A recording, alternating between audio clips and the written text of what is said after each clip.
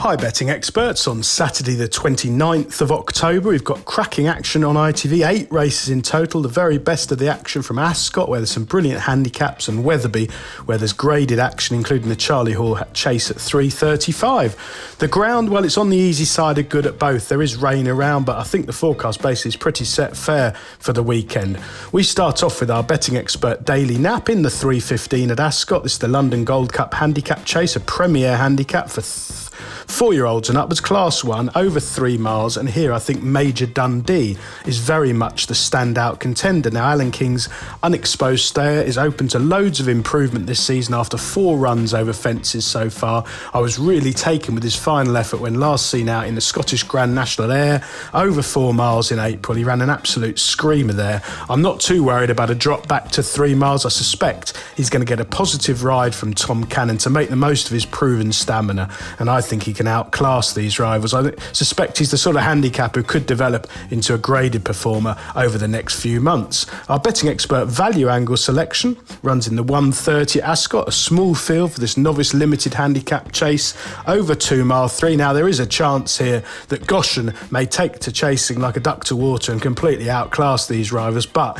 he's got so many quirks. He pulls hard, he hangs left. I'm not sure about Ascot, right-handed in some ways now going chasing, and goodness knows what he's going to make of fences. As I say, he could rout them and come home alone, but I think you have to play in the race with him being a short price, and I like Cobbler's Dream, who's around 3-1. Now, Ben Case's 3-time winning hurdler looks a chaser. He always has done. He's sure to be extensively schooled ahead of this chasing debut. He's been entered up all over the place, waiting for a bit of cut in the ground.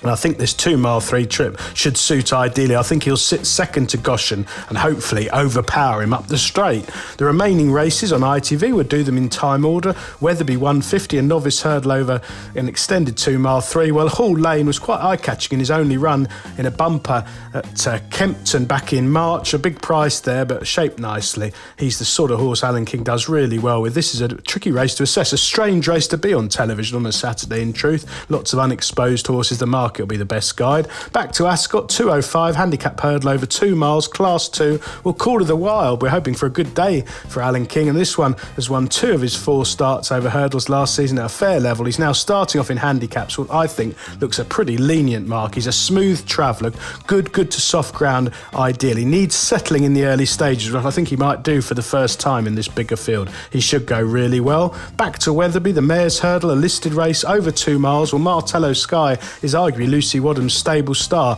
She's won an amazing 6 of her 9 races so far over hurdles, and I thought she actually shaped a lot better than the bare result when last seen out in the Close Brothers Mares Hurdle at the Cheltenham Festival. She's got optimum conditions for this seasonal reappearance. Bryony Frost, who's always on her, is booked. She's got a smart turn of foot when the cards fall right, and I think Weatherby, a flat track, will suit her ideally.